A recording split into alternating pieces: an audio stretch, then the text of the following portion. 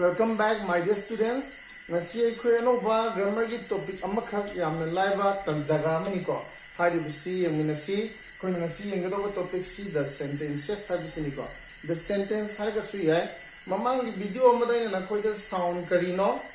alphabet karino letter karino aduga word karino group of words karino sentence karino vowels karino semi vowels karino consonant karino semi consonant karino as well as मरदम नन vowels करिनो है सुता है अदुबु काहेना sentence की मतंगा कुथना ताकिदे आई ममांग थमथि आई नखोय द सेंटेंस के बा वीडियो अमा सेम अपलोड करके हाइगनो का अदुगा मुक मखा ताबदा सिगी वीडियो जिगी मथंग दैना नोइदा फ्रेज की मखल सिंगी मतंगा क्लोज की मखल सिंगी मतंगा तोंगान ब वीडियो सिंग सेमकनी फरे ngasi gi oriba topic si dai khoi mai on sin mirasi ngasi gi topic si gi maming si the sentences habisini wahi pareng sing habisini wahi pareng gi makhal se manga thunai koina khaidok tuna yengba yai ko hairu makhal manga du hojik na koi mang da lere assertive sentence interrogative sentence imperative sentence optative sentence exclamatory sentence phare somda muksang sin rengai da ina na koi da mukitang haining matang kha yauri madu sengtom ge अखोई वाही खरना पुंसिल लगा मपुंग फाबा आथ्र फोंथोगदी मदु वैखन वाही परेन कवि अदु वाही वाही सिंगुना मपुंग फाबा आथ्र फोंदो पंगमदरगदी वाही परेन कवि यादिको वाही खरना पुंसिल लगा मपुंग फाबा आथ्र फोंदो मतम दु खतदनी वाही परेन कवगदोरिबसी वाही सिंगुना पुंसिल लगसु मपुंग फाबा वारोल फोंदो पंगमदरगदी दैट्स नॉट अ सेंटेंस मदु वैखना करी कवि याय हायवा कांदा ani lady कवि याबको one is phrase and another one is close neba group of words si ahum leba group of words si ahum ji kanda first one is phrase second one is close and third one is sentence karigumba piram diba wahi ki sabanduna mapung phab athra phongdo gadi madu sentence oidoribani sentence kamaina khangdokani phrase kamaina khangdokani close kamaina khangdokani habisi haiba topic om sigi maram da munna khang kanda yagadoi adugu yamna laiba mongda sentence ama khangna nabagi magi khudam ahum khak akoina lokat pai yai haiba khudam sing asi sentence ke aroi bida seasonary ba akoina loisen bagi khudam sing aduni madum tang yangsi sentence amani haiba khangna na ba group of word khar leram badoi khoina kamaina khangna ga kana kani gumbada full stop na loiram ba natragana period haiga su khangna ko masi ko na full stop sida nami se asina loiram ba masi period so haiga khanai haira natragana question mark na loiram ba natragana exclamation mark na loiram ba adu ita di ngasai gi piram liba asigumba wahi sabun hai tare wahi me amna pulse laga loi leiba pareng se masi boi koina samai full stop na loiram ga di madoi koina kari haibe yare sentence ne haige ne adu ka phrase haibali kare no wahi sabun khana ma wahi sabun khara oi ba ko haji wahi khara pusul laga oi ba group of words oi ba ma express ama sense somebody express to ba but not complete ma pung pha badi oi ba numidang wairam gi matam da usiak singna makon da hanjeli asidi yauri ba numidang wairam gi matam da haije masi khoina phrase ne haige ne adu ga mu close amane habdi kamaina khang ta re close amane haita di sentence amagi manung du yawse gani asigumba wahi pareng amagi manung du yawse gani close ama habise aduga magi tongan ba subject ama yawse gani aduga magi tongan verb amaga yawse gani adu ita di close yawa sentence tu di khoina verb ani phangani subject ani phangale ko subject karino verb karino habuduna amuk ai makhata na masa khaina mo to video singda hapakke adu muhapak yam sangani ko ngasigi sisu yam sangbe ai khoi asadi sentence ki man kupna dum nei na be ai ko loina na tai le muriba sentence ni man kupna nei na ba su ai adu kitang tension be ya na gi kudong sa bu doi loge ahan bada asadi sentence khoi khang le ko adu na ma gi definition jam tan salam ji a group of words that makes a complete sense is called a sentence quite gi laiba definition ni ko wahi pareng kadai bu ko buge haidal hangat pada wahi sabun kharna mapung phaba athra ama idea ama phongtok labadi madu boi khoi na kari ko bu ya hai kanda sentence habi ko adu de khoi khangre sentence se masi full stop na tragana period na loigani manin sama nei ko question mark na loigani exclamation mark na loigini hai de ko si muthat lage adu ai nei dong makha taking ba legu ko ahan bada assertive sentence ki definition hai a sentence that expresses a simple statement hai never a sentence that expresses a simple statement hai ko ai iroi ge ba yam chak thora ne ba karigumba wahai parengduna achamba warol mapfungo gadi madu simple sentence ko bure ba nga thongba hawi ko angang singa sanaba pami numit na mamangom dagi thulai si hai targadi adoi khoina kedoba assertive sentence ne hai gele ba adu assertive sentence se si amuk mangale jerga jo si mangale jerga assertive sentence di madi ani thona khai do pa ya जनता को assertive sentence क्या थोड़ा खाइदो पे आएगा अनि थोड़ा खाइदो पे आएगा number 1 हम ले रहे हैं नंबर 2 हम ले रहे हैं ये क्या affirmative sentence को बनेगा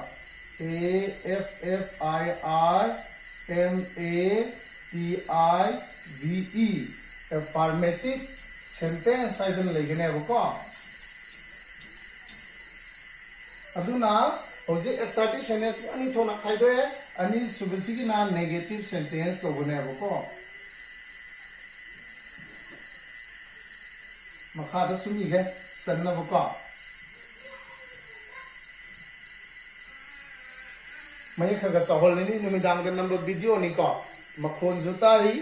निमिदांगी अदुगा वीडियो से किरण खप पकोटपा यावबने निमिदांग के नंबर से लाइक सी नंबर इधरगी आई जो किरण अपग्रेड तो ना होना रखे माइक्रोफोन हापसी लगे लॉकडाउन से लोगे सुनो मैं फजना गाना थालकी गया एज वेल एज मोबाइल का नंबर वीडियो नी कैमरा में सिंह ना होना रखी गया मतम सुसंगी पैसा सुसंगी को अदुना होजी assertive sentence मखला ने खाइदे affirmative sentence अगमा negative sentence अगमा अतई सिदी खाइदो रोय को ज्ञानताय को अतई से खाइदो रोय affirmative sentence दी कहिनो मादी नोट याव नेबा negative sorry note yaw ba madi ko affirm to deba the sentence that affirms a statement is called an affirmative sentence kari gumba wahai pareng amana thabak ama toriba man phongtoi ba art se du madu chumi kaina phongdo bai idea se soidai kaina phongdo bai idea se that is called affirmative sentence once again madi definition a sentence that affirms a statement is called a affirmative sentence aduga mangonda di note yaw roy aduga negative ki idea ambu yaw roy ba toningde chaningde ai haite ga ha sigum bagi posi yaw roy ko madi aduga sina the sentence that negates a statement hai the sentence that negates a statement is called a negative sentence kari gumba wahai parengana warundu yanindaba oidaba phongdok taragadi that is called a negative sentence once again magi definition jinixingo a sentence that negates a statement is called a negative sentence yareko kudamona sigida ko I am a boy ainu pamacha am oi sidana I am not a boy ainu pamacha nate sidana I love music sidana I do not love music hai suyai ko natagana I play in the evening sidana I do not play in the evening yare ensilasi hoje interrogative sentence ang tawsi okay amaga heramage sigista ko affirmative sentence kanadigi pol masano affirmative sentence assertive sentence tagi pol masani adu itadi sentence assertive sentence ama oi haja kari gumban mahana meaning for bukhang dreba adu itadi how can you identify it natragana khangna pawda assertive sentence ni haiba khangna na bagi magi losin bagi khudam ko punctuation marks kari sin agada ga kanda siju full stop natragana kari na oigane ba magi se ani maksi gi sudum yai ko siju full stop natragana period na loigane gyan bro masida season abaje full stop natragana period that is affirmative to full stop or period negative to full stop or period ataina loibe ya deko assertive sentence ta sim khamo adudi masimu clear we ya khalaga simu mutalagi ko machet ira karo ba jaga sida chanana bo ko Aduga momatan si dia called interrogative sentence ko. A sentence that asks a question. The sentence that asks a question is called an interrogative question. Interrogative sentence. A sentence that asks a question is called an interrogative sentence. N sinadig mamdi sigi interrogative ke vowel sound hawi aduna koina N sinagi ni ko. Interrogative sentence ay kadi wahang hangba khangna ba wahi pareng do koina interrogative sentence haidna kaugune ko. Aduna interrogative sentence di loisilakpada karina loini madi question mark na loigadabi my punctuation mark si mangon da sina do je question mark ni atopam da sina ba yagi ko. Atu interrogative sentence si kari karin hoya hajima matang swash da kangam masi ko. Interrogative sentence si do na hosu yai, does na hosu yai, aduga did na hosu yai. Masina tamatay su layriye aikoina khangnariba helping verb ki makal si will gumba, would gumba, sail gumba, should gumba, may gumba ko, can gumba, could gumba. Haiba aduga has, have, had, as well as w is na hoba ko who adugidi where, which, when ko sida natana has or w how. Haiba wahai singsina horaga sentence singse hogani karamba sentence ta interrogative sentence ta aina hujik pankiba wahai singsina hogani atugo loina na magi loisalakpada question mark yaugani sigumba makrogi wahai pareng sing aibudi wahang hangba kangna besing koina interrogative sentence ko adu ei simu muthakke ko ifam sanaba aiba sunaba idrabani. Imperative sentence karino karigumba wahi pareng amana thawdabagumba yathang bibugumba khangnaragadi madubai khoina kari koge hai tanda imperative sentence ko. A sentence that expresses an order, a command, a request, etc. A sentence that expresses a command, a request, an order is called an imperative sentence. Why pareng amana karigumbada yathang piba kwa mangoda thabak ama tau haidana tapa haizeba phongdokpa asina simba phongdok taragadi why pareng do koina imperative sentence haidana English te ko ati imperative sentence di kai no jano assertive di full stop na loira interrogative di interrogation mark na loira question mark sina ko question mark sina loira imperative sentence di makhal ani ne loi yai masi ahan bada kita picture langa imperative sentence full stop na loi si ko full stop na tragana period p e r i o d ko period na loi si ai na tragana kari loi yaba exclamation mark loi ai imperative sentence si makhal ani ne loi ai horen siga mana rakani ko siga su mana rakani sigi o si makhoi ahumak ta loi yaw kane ko horen kita sama ngi legani manatasi imperative sentence sama hai sidi question mark na sorry exclamation mark na loi ai full stop na loi ai ko atu dei noi diam tien ba yam pick example ani ka pige ko imperative sentence ki kam si na do no full stop kam si na do no exclamation mark ko. For example khudam moina aina pidori si imperative sentence ki ni ko yang si ko example ina number 1 yang si please sit down chanbiduna phambiyu. Please sit down. Chanbiduna phambiyu. Se koina mingonda amar naraga command na lobu se ko order na ha se ado bevhar na didum hai jai koina ya safu kan hai yani ani phambiyu dum da hai ga adi sigu mana full stop na loi gana na traga jo shut the door hai se thong do lon si lo hai se ko aduga topa ngana masigi manaba wahai sida full stop na loi sida amuk kaidawi Roman number 2 da mu yen se ko sida kitang safukan haijilaba imperative sida ko I saurakan daga haibdu need you to sit down now phamune aina pamise namu phamda baduni ne kaina saurak tawraga hairagadi safukan na मान order जी याम हक्सिन नग हायरा गदी कइदौरा अदु मतमदा exclamation mark season Basu यायबको सो करिगुम्बा कांदा मासी exclamation mark na loirame haiduna exclamatory sentence ni haiduna haibe yadaba tanjasu lei haibaduni adubu aikhoina chamna khangdoisi khwaidike na maru oiribadi imperative sentence ti ayambana full stop na loigani atopa point amma imperative sentence identify tobo ngamna ba masak khangba ngamna ba point amma lei maddi karino ayamba matamda imperative sentence se kari toge haikanda mase subject se sentence sama dia bas subject ana laigani ko noun natragana pronoun na oiba hai bas subject si kaidoge understood torba lo laga layo ko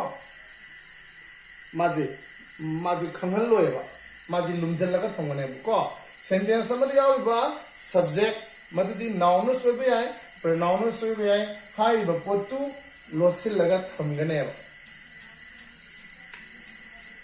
none फम हाई बिसी कना गनो लाकदरे मी दु नत्रो तोंबो बे आई सावबो बे आई नत्रगना नंग high बिसी आई को अदुना you are requested to sit down हाई ने बिसी को नन फम बिरो यागे हाई नेबा असिगम मतांग सिदai खोना सब्जेक्ट से लोसे लगा थंबा याय को सिमा खंगो करिगुम्बा सब्जेक्ट सेंटेंस गा थीबो फंगत्रबा मदि सेंटेंस तो करिबो बिसु याय लो लगा लय तादि इंपरेटिव सेंटेंस हो याय सिदमो इसिन लगे को makha mu kumsare aduga mu optative sentence di kama makagi sentence oyo no ai aning ba phongdokpa wish phongdokpa ko ai gi nimonda degi di bor people kumba mangol people kumba se nang nasado na biekna leyu ko unsi nu sang ko kaina samaina phongdokpa mata as well as akoina sarka da nangda da sataro he मीगी मरम गम पामबदु Kine हाइबा सिंगो मतंगदा emotional ओब possessing फोंदोकपदा सिजिना दोनि मासुपा अदु करम emotional wish ओबे याय मदु prayer ओबे याय लाइद हाइजा बगुम्बा को अदुगा बोर पीबा बुन ओबे याय हाइदि ब्लेस ओबगुम्बा और कर्स साप ओबगुम्बा ओबे याय बका a sentence that expresses a wish, a prayer, a boon, aduga a curse is called an optative sentence. Yarabra, a sentence that expresses a wish, a prayer, a boon, a curse is called an optative sentence. Yariko, optative sentence is kari ne loy bizana. Ngasai mai isu punctuation marks si ay nasum matang piday dana. Optative sentence ki kari ne loy ges ne hang isu ko. Optative sentence ki je full stop na loy bisu yai. Kari ne loy ba full stop na there is kind of period chuko idana ko aduga atopa mana kaina stu lobe yai sign of exclamation mark lo su yai exclamatory mark ko aduta di ngasai imperative sentence to su machine loiba optative sentence to su machine loiba manare to su manare mabani se manadra malai ko adu meaning khang bakhra darkar oye ko ai masige mo example pige optative sentence ki amug yenga si ko ai ahan mo pige to ribasi ngasai hai gi bodu da wish san pige wish ki ba example ama wish ki example si ko may the king ning thogdo ke do ba live long ning thogdo punsi num sang na hingsanu सिगुमकान दा इखोइना यामना थमोय सेंगना यामना हक्सिनना हाइबा मतंगदा अइना हाइनिंग बवादु यामना हक्सिनना हायकांदा अदुमाजु exclamation mark से सिजनबा याबगी खुदों साबल लई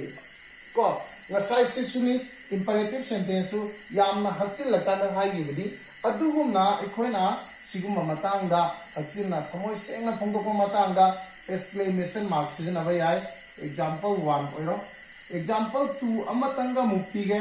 andana full stop season abagi exclamation mark season abagi display laira full stop season abagi je pa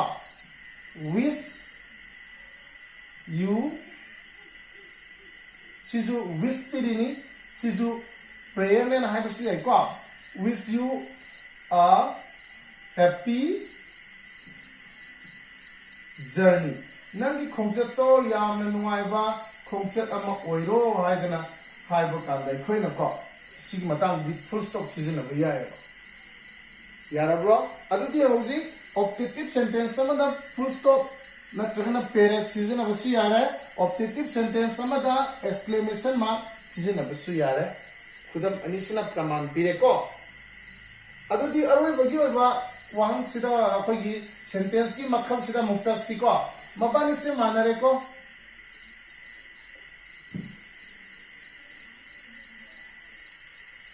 exclamatory sentence emotional oiba mood sing phongdo ko dini se kudamoni yam nungai ba yamna wa ba yamna sounding ba yamna hainada ba adugumba sing power and the exclamatory sentence is ko a sentence that expresses sudden feelings of mind is called an exclamatory sentence. Natragasu a sentence that expresses happiness ko ya emotional or happiness pongdo pa adigidi asmain hai dum hai ya samna a sentence that expresses sudden feelings of mind is called an exclamatory sentence. Exclamatory sentence dia muka mai khandori ba magi punctuation mark ti ne kan di mai punctuation mark ti kan di ma di mazam chupada ko si dum yaw ni exclamation mark se but ai nasai point ang tanggal haning bang tanggal he adum tang ning sig ge ko sam ge ko nasai ai na imperative sentence di subject se understood to ro lo le le hai dana interrogative sentence ne kai ho hai ge ws kumba how gumba when where which plus how gumba aduga do did does gumba aduga atai atopa ikuna leiriba auxiliary verb ki makhal sing ko primary auxiliary hai khangnariba sel gumba should gumba may gumba can gumba could gumba ko adugumba sing na hawen hai ge aho buje aho bodong lai ni ko alo shala pai sile alo shala pai na sign jing le ra aho bogi je si hawra adu imperative sentence ki na kari na hawra subject lo le hai re ko optative sentence ki kari na hawra ayam bada optative sentence ki aho le kaulamba hai ba adu gi ni ko ma ji kai na hawra ta da me na hawra si le ko optative sentence ki kai na hawra ba me gu mana ayam ba hawgal le ko adigi di wish na hawra si ya ai example da dum yaw lo ni sai ko wish you a happy journey have ko ai na pi hi do aduna optative sentence me gumba wish gumba hoya okay last key points that salasi exclamatory sentence in another define the way that expresses sudden feelings of mind ko adu phongok podoi khoi na kai do ba exclamatory sentence ne ai loi badi kari ne loi exclamation mark ne loi manari di si full stop manare period manare exclamation manare ma gi de bada exclamation adu ma gi amasu lei mai su full stop na si ya but kenali di kai no masang mana bai wani ko ma gi di si yaw do su ya ma ya de full stop yaw gera si di yaw do su ya do sina important or the hello exclamation mark si ma yaw do su ya ra adu to bu bo exclamation mark se maning da la su ya mayai da la su ya si ma khunjelo exclamation mark si sentence to gi mayai da la su ya aduga sentence to gi aroi ba sal to la su ya ba full stop di yaw da su ya ko exclamatory sentence ta adu exclamation mark di yaw do su ya de ko ai example am tang mu yen si lokal ke ko what a fine yam phajaba day ngasi se kaya da numai thaba kaya da phajakaba numino hai da ko na exclamation mark ho loira adai na sai da interrogative sentence w is na how makau di sentence ni ai da na hai gi ko adui ta di exclamatory sentence su kari na ho ya bu su yaure w is na ho bu su ya ko adisu ma exclamation mark yawgani question oiragana interrogative mark yawgani interrogative sentence oiragana khena besi ma sai rekamo athasu tongali what a fine day kaya da noai khaba kaya da phajekaba numit no haibani hojik lokali ba khudam si exclamation mark na haiba punctuation mark sina sentence की अरोई बदल लई बदनी sentence का full stop यावब्रा यावदे there is no full stop there is no period अदुने ना से high की बदो exclamatory sentence तदी full stop यावर बसु याय यावदे बसु याय अदुगा exclamatory sentence अमददी mark of फगी punctuation mark C exclamatory mark सी का exclamation mark सी के दो बार मयाई दसु लेबे आगनी अरोई बदसु लेबे आगनी है मसी अरोई बदल लेबे की खुदम नी अनिसु खुदम अम्मा मु येंसी को अनिसु खुदम अम्मा दा हुरा कया द नुंगाई बा आई नगाम हुरा मयाई दा हापे को अंदती नसाई अरोई बदा पर ना मयाई दा पे exclamation mark से we won ठीक दोरे हजारों जोरे को सेमोंजी पाठों के दिन आए we won the match सानबदो अखोई कांगुना माइ पाए हाइने सिदा exclamation mark से कराई दे ले रहा है मयाइदा सिदा न कराई दे ले रहा है अरोई बदा sentence की अरोई बदे exclamation mark ले रहा है आलोई खुदम सिदा अनि सुबुगी खुदम दा sentence की मयाई दे ले रहा है अदुगा अरोई बदा कई ने लोय रहा full stop नत्रगना पेरत हाइना खंगरिबा punctuation marks ने लोय रहा है नसाई हाई बदो exclamatory sentence ती full stop में लोय बसु याय exclamatory mark में लोय बसु याय अदुबु हेना मरु ओइना लोय बदी exclamatory mark में लोय Ghani sentence अमदा exclamatory mark अमसु full stop अनि मग यावमिनबा याय कइगुमसु exclamatory mark ती यावदब सुक्या मग यादे करिगुम sentence खरददी full stop यावदब सु याय सिगी sentence सिदा full stop यावदे मथंगी sentence सिदा full stop यावी sentence अनि मगता exclamation mark ती यावी अदुगा यावदब exclamation mark सी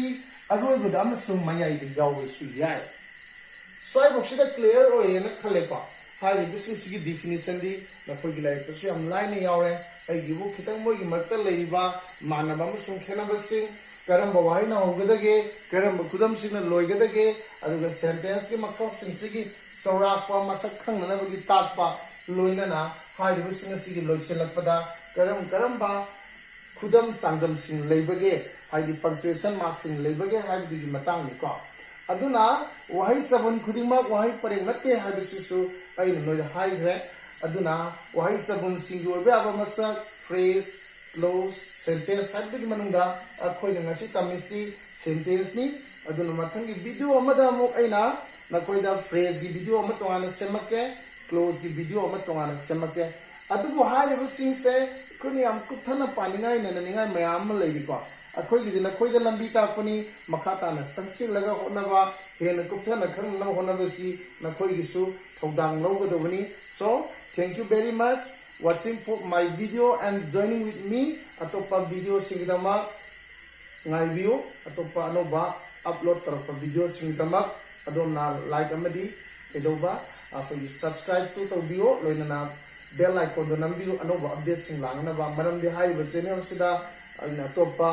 apoi science ki maths ki aduga english course book ki aduga class 6 7 8 की class 9 की as well as आई मथंगसु क्लास 10 की हफ्सा लक्ष्य की पा अदुगा लोइना ग्रामर की अते तोपसि चथरना होनगनी लोइना अखोय खंगदबा हाय तरेको अखोय नि थागत चरबा अदुगा स्टूडेंट सिंग की मखुद योबो गमदद्र मखोयना सी लेसन से ताकपियो हायना सिंग कमेंट सिंग लाए हाय बिसिंग की नुवाई तबदो नानथों नबदमक्ता ख्वाइदगी थागलक पानो वीडियो सिंग इना केवनबा थागत के वीडियो सिंग लोइ समनरगा लेनबा सब्सक्राइब तो बियो like नंबियो बेल आइकन नंबियो थैंक यू वेरी मच